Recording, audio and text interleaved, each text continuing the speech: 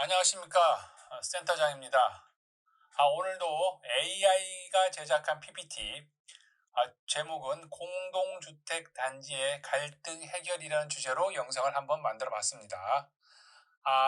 어제도 제가 알파 세대를 설명하면서 부연 설명한 바와 같이 중복되는 내용이 많습니다. 아무래도 AI가 기존에 있던 자료를 가져와서 제작을 하다 보니까 중복과 반복되는 내용이 많다. 그래서 전체적인 내용의 흐름을 보는 것도 중요하지만 각 단위별로 내용을 체크해 보는 것도 하나의 중요한 포인트가 될 것 같습니다.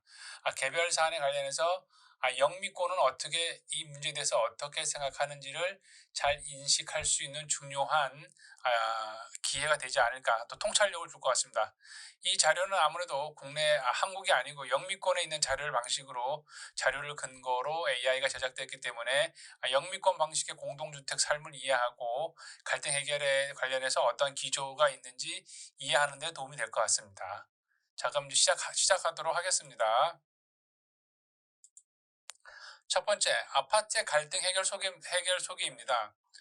첫 번째 갈등 해결 소개, 중재 조정 서비스. 소음이나 주차 문제로 갈등을 겪고 있는 세입자 간의 토론을 촉진하고 이해를 촉진하며 상호 동의할 수 있는 해결책을 찾을 수 있도록 중재 서비스를 구현한다. 두 번째, 갈등 워크숍을 정기적으로 실시한다. 그다음 세 번째, 피드백 채널.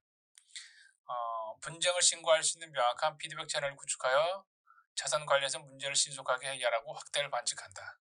내용이 좀 중복되는 부분이 많고 아무래도 AI가 제작하다 보니까 번역도 또 그냥 직접으로 하다 보니까 직역하다 보니까 내용이 다소 매끄럽지 않은 점이 있음을 다시 한번 알려드립니다. 아파트 단지 갈등 이해와 대응 전략. 첫 번째, 소음 문제. 두 번째, 주차 분쟁. 세 번째, 갈등 조정 교육.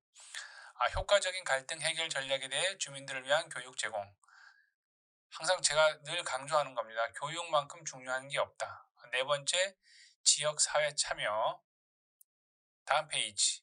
아파트 단지에서 발생하는 일반적인 갈등 유형은 영미권에서는 어떻게 바라볼지 한번 살펴보도록 하겠습니다. 첫 번째, 소음 문제. 두 번째, 향후 더 큰 문제가 대두되고 예상이 가능한 애완동물 갈등. 애완동물 소유 및 행동에 대한 세입자 간의 의견 차이. 그 다음에 유지 보수 지연, 임대차 계약 위반, 주차 분쟁, 공용시설 이용 갈등, 그러니까 임차인 행동 나비 효과.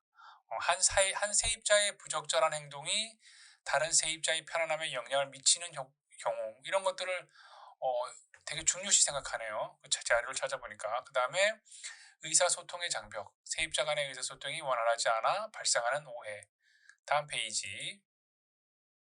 세입자 간의 소음 분쟁은 어떻게 해결해야 될까요? 자, 첫 번째 순서는 직면한 문제, 그 다음에 제공되는 솔루션, 혜택, 이렇게 3단계로 진행이 되고, 어프로치는 인식, 토론, 중재, 합의. 이 폼은 제가 그 전에 올렸던 2030 알파 세대 어프로치하고 방식하고 똑같죠. 기존에 있는 자료를 보다 보니까 아무래도 그렇지 않나. 올라가 있는 자료가 한정되어 있다 보니까 비슷한 툴을 가지고 계속 사용하는 것 같습니다. 소음 문제 주요 원인을 인식하고 영향을 받는 세입자 간의 열린 대화를 장려하고 건설적인 갈등 해결을 위해 중재자들을 활용한다. 정말 제가 늘 강조하는 교육 방식이고 리더십 방식입니다. 그 다음에 합의, 소음 관리에 대한 상호 합의 확보, 인식, 토론, 중재, 합의. 이 네 가지 어프로치 방식을 이제 관리소장님들도 몸에 배어서 자연스럽게 하셔야 되는 시기가 왔다. 인식해 주시면 고맙겠습니다. 주차장 충돌에 관련된 원인과 해결책. 이것이 나오는 이유는 제가 AI를 만들 때 요런 문제를 입력했기 때문에 이 부분만 관련해서 집중적으로 아마 템플릿이 만들어진 것 같습니다. 내용이 조금 매끄럽지는 않은 것 같아요. 첫 번째, 커뮤니티. 두 번째, 규칙. 근데 자세히 보면 또 커뮤니티, 전체적인 그 단지의 커뮤니티, 두 번째 규칙을 만들고, 세 번째 자각하기 위해서는 교육을 받아야 되고, 네 번째 대화를 하고, 다섯 번째 중재를 하고, 여섯 번째 집행, 일곱 번째 개선. 순서가 또 보면 자세히 맞죠? 예. 자, 그다음 다음 페이지. 세입자 갈등 조정 전략. 제목이 약간 좀 여기에는 또 이런 식으로 나오더라고요. 자, 그다음 적극적인 경청. 뭐 항상 강조해도 지나치지 않는 것. 그다음에 중립적인 중재자, 중재 절차를 공정하게 진행하기 위해 훈련된 조정가를 활용한다. 예. 그다음 명확한 이슈 정의. 무언가를 얘기할 때 무엇이 문제인가를 명확하고 클린하고 정확하게 해주는 게 중요합니다. 애매모호하면 대화가 되지 않고 확장이 됩니다. 이런 것들도 정확하게 정해주는 게 관리소장님의 능력이 되죠. 협력.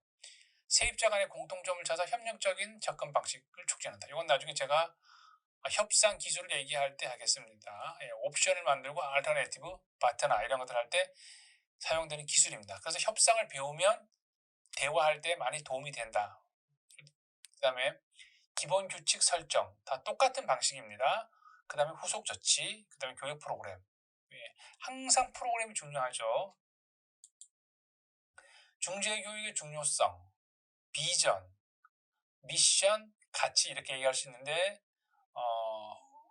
미션을 보면 아파트 주민들 간의 갈등 해결을 촉진하는 교육과 자원을 제공한다. 그 다음에 가치는 커뮤니티 구성원 간의 이해, 존중 및 효과적인 의사소통을 촉진시킨다.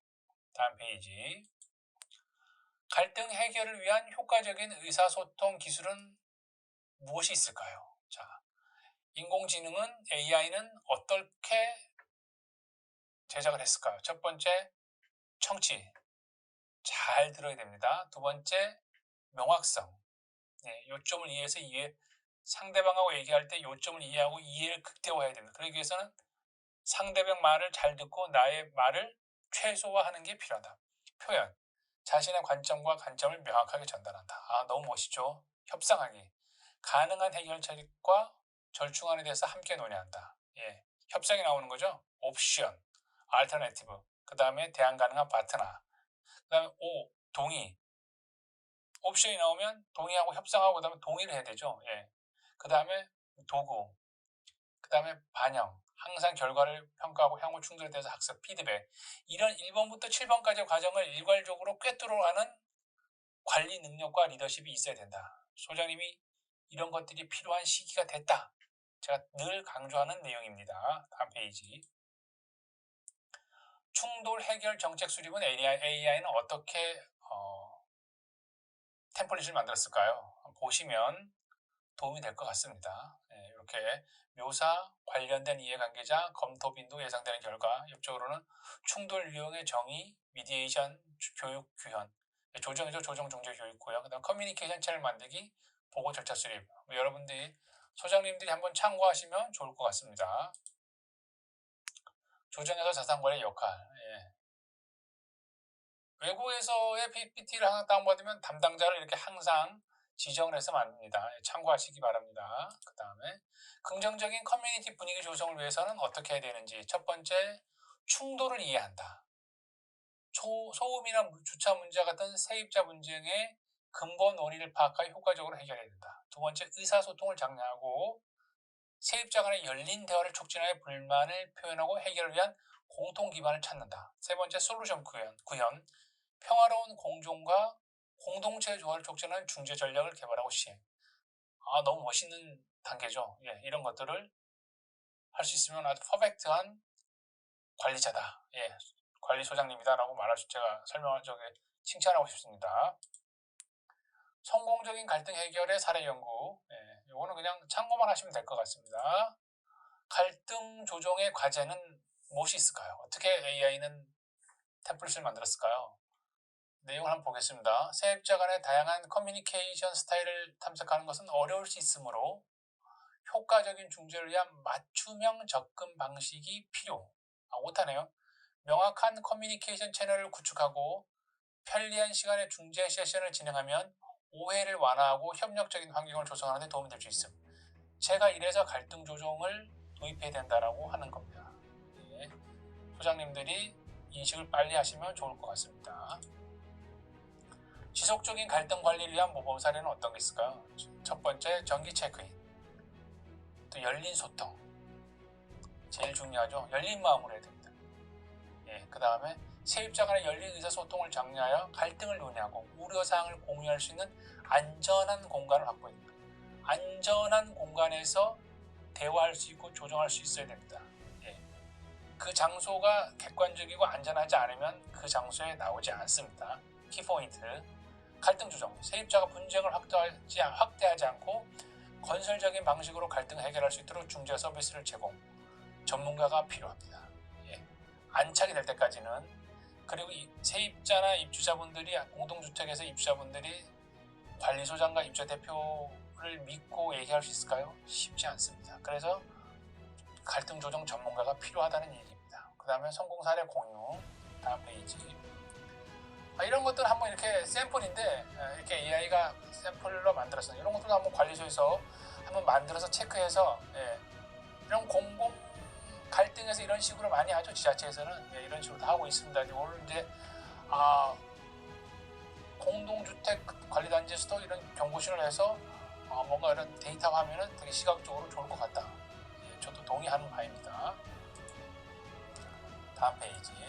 아파트 갈등 해결의 미래 동향. 이거는 그냥 뭐 내용이 없는 걸 제가 한번 이런 식으로 한번 써봤습니다. 이런 시간이 늘어져 가지고 어차피 올해 2024년 10월부터 공동주택 층간소음 관리위원회가 의무화로 되고 있죠.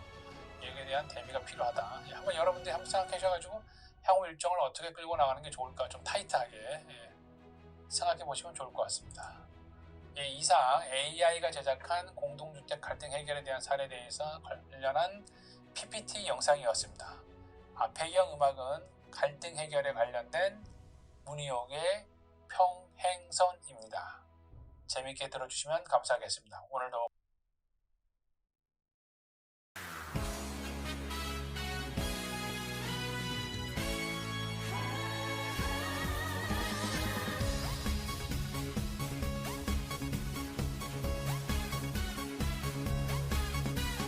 나는 나밖에 모르고 너는 너밖에 모르고 그래서 우리는 똑같은 길을 걷지 평생. 나는 나밖에 몰랐지 너는 너밖에 몰랐지 그래서 우리는 만날 수 없는 거야 평행선. 아직 사랑하고 있는데 서로 바라보고 싶은데 나는 다가서지 못하고 다른 길을 가고 있어. 우리 서로 다시 만날 수 없는가 캄캄한 미로를 헤매이네.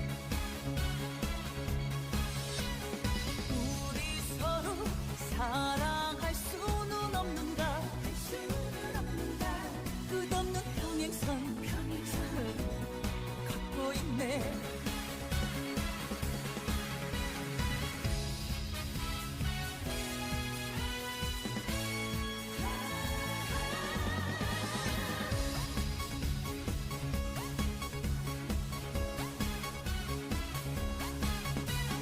나는 나밖에 모르고 너는 너밖에 모르고 그래서 우리는 똑같은 길을 걷지 평생. 나는 나밖에 몰랐지 너는 너밖에 몰랐지 그래서 우리는 만날 수 없는 거야 평행선. 아직 사랑하고 있는데 서로 바라